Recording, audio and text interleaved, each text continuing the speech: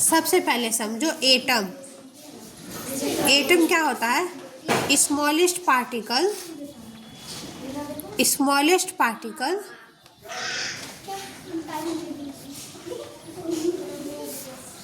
From which matters are made up of.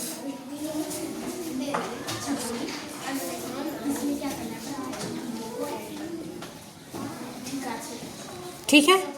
Atom क्या होता है? स्मॉलेस्ट पार्टिकल होता है जिससे मैटर बना हुआ होता है। अब मैटर लिविंग भी होता है, डेड भी होता है। मैटर में हर चीज आ जाता है, ठीक है ना। एटम जो है वो बना किससे है? Made due to interaction of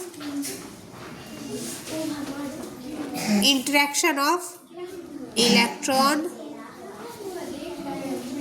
proton and neutron.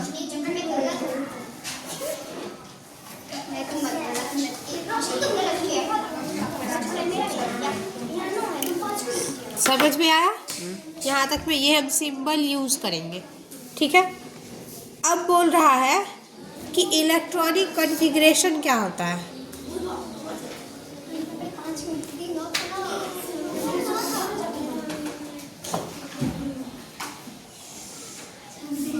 Electronic configuration में पढ़ते हैं arrangement of electron in an atom.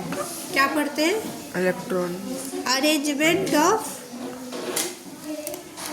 Electron in an atom.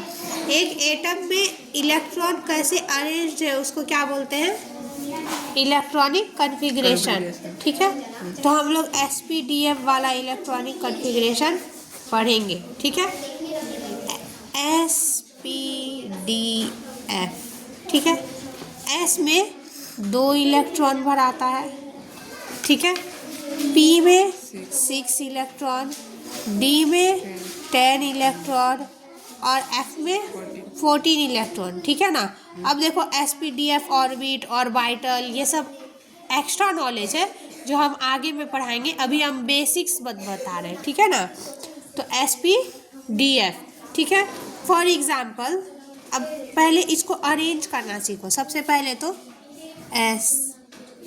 SP, देखो कैसे लिख रहे हैं हम। पहले S लिखे, फिर SP लिखे, फिर SPD, फिर SPDF, फिर से एक और लिख दो SPDF, ठीक है। अब नंबरिंग करो एक लाइन में सेम नंबर। ये 1 है, ये 2 है तो ये भी 2, ये 3 है तो ये 3, ये 3, 4 4 4 4, ठीक है। अब तीर मारना स्टार्ट कर रहे हैं। तीर देखो हमेशा ऊपर से नीचे की ओर लिखना है, ठीक है ना। इसमें 1 है तो तुमको पता नहीं चला, इसमें 2 है तो कंफ्यूजन होगा ना। पहले ये लिखे कि पहले ये लिखे, ठीक है ना। तो हमेशा हेड की ओर मूव करना है। ये हेड है, ये टेल है, टेल से हेड की ओर मूव करना है, ठीक है।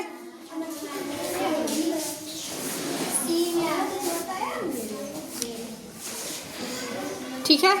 अब चलो इसको लिखो, नीचे में लिखो 1s, उसके बाद इस एरो के बाद क्या है? ये एरो, इसमें 2s। यहाँ देखो हेड टू टेल मूव करना है। पहले क्या आएगा? 2p, फिर 3s, 2p, फिर 3s, फिर 3p, 4s, ठीक है ना। हाँ 3d, 4p, 5s, ठीक है ना। उसके बाद 4d, 5p, 4f, 5d, 5f, ठीक है। अब फॉर एग्जाम्पल 1 से लेकर के 30 तक का तुम लोग को आना चाहिए, ठीक है ना। अब फॉर एग्जाम्पल कोई भी एटॉमिक नंबर बोलो, मतलब कोई भी बोलो 1 से लेकर के 30 तक में जिसका इलेक्ट्रॉनिक कॉन्फ़िगरेशन चाहिए, बोलो कोई भी बोलो। फॉर एग्जाम्पल चलो जिंक लेते हैं। जिंक का एटॉमिक नंबर कितना है? 30। ये अरेंजमेंट हम इससे निकाले, ठीक है ना। 30 इलेक्ट्रॉन भरना है, पहले ये लिख लिए 1s 2s 2p 3s 3p 4s 3d 4p 5s 4d 5p 4f 5d, ठीक है ना, 5f, ठीक है ना। ये चलते रहता है, ये 6 7 8 9 10 ये चल सकता है, ठीक है ना।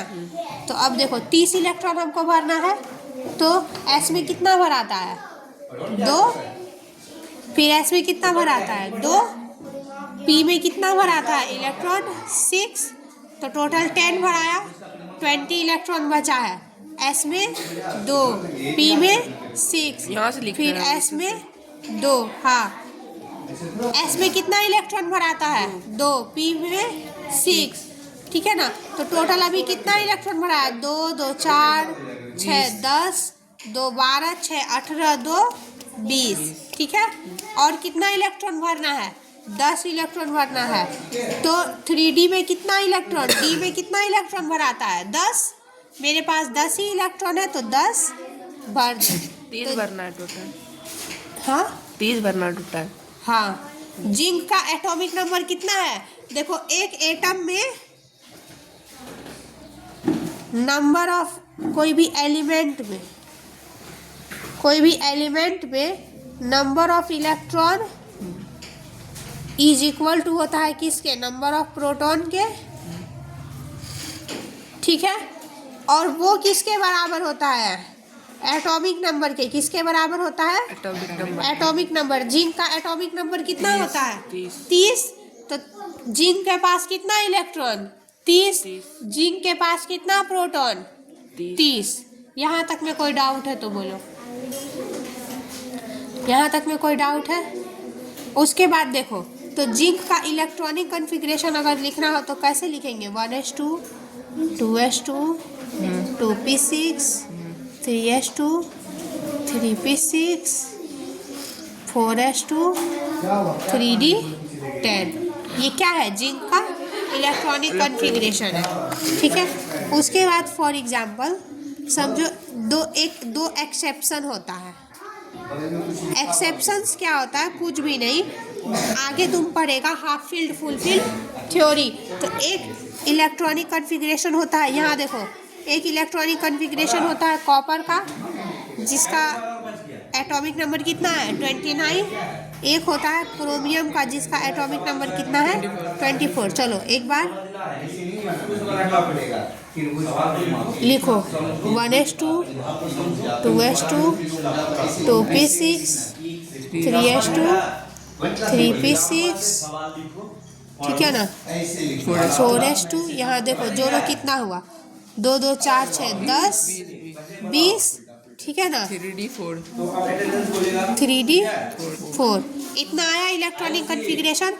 डी में कितना इलेक्ट्रॉन भराता है 10, ठीक है, और 10 का आधा क्या होता है 5, तो या तो 5 भरा जाए, ठीक है ना, हाफ फिल्ड हो जाएगा, 5 डब्बा है, ठीक है ना, इसमें एक एक ऐसे करके भराया इलेक्ट्रॉन, तो सब में एक एक है, तो ये ज़्यादा स्टेबल होता है, ठीक है ना, या फिर इसमें पूरा भर जाए।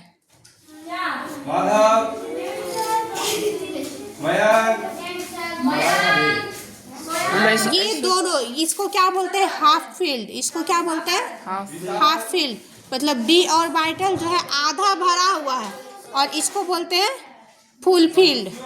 और ये दोनों जो है ना बहुत ज़्यादा क्या होता है स्टेबल होता है, क्या होता है स्टेबल होता है। यहाँ तक में कोई डाउट है तो बोलो। बना के दिखाई नहीं क्या ये फिर से बना है, मैं बना करके दूसरे से स्कैंडियम में बताते हैं। क्रोमियम समझ में आया, तो 3d4 है, अगर ये 5 हो जाए तो ये हाफ फील्ड हो जाएगा, तो ज़्यादा स्टेबल हो जाएगा। तो क्रोमियम का जो है इलेक्ट्रॉनिक कॉन्फ़िगरेशन होता है 1s2 2s2 2p6 3s2 3p6 4s1 3d5। 4s क्या किया, वो एक इलेक्ट्रॉन किसको दिया, डी को, तो ये क्या हो गया, हाफ फील्ड हो गया, ये ज़्यादा स्टेबल हो गया। समझ में आया। उसके बाद है एक कॉपर, इसका इलेक्ट्रॉनिक कॉन्फ़िगरेशन कितना है, 29। कॉपर का जब इलेक्ट्रॉनिक कॉन्फ़िगरेशन लिखेंगे, पहले ये वाला लिखेंगे, फिर उसको मॉडिफाई करके ये वाला लिखेंगे। समझ में आया। अब देखो कॉपर का इलेक्ट्रॉनिक कॉन्फ़िगरेशन ये वाला फिर से लिखना होता है यहाँ पे, ठीक है ना। तुम लोग लिख के देखना, 1s2 2s2 2p6 3s2 3p6 4s2 3d9 ये होता है। लेकिन अगर इससे एक इलेक्ट्रॉन इसको दे दे तो ये 10 हो जाएगा, तो ये फुलफिल्ड हो जाएगा। तो इसका इलेक्ट्रॉनिक कॉन्फ़िगरेशन होता है 1s2 2s2 2p6। अगर ये सबको जोड़ेंगे तो 29 हो जाएगा। हाँ 29 होगा। जोड़ो 3p6 4s1 3d10। समझ में आया। समझ में आया। यहाँ तक में कोई डाउट है तो बोलो।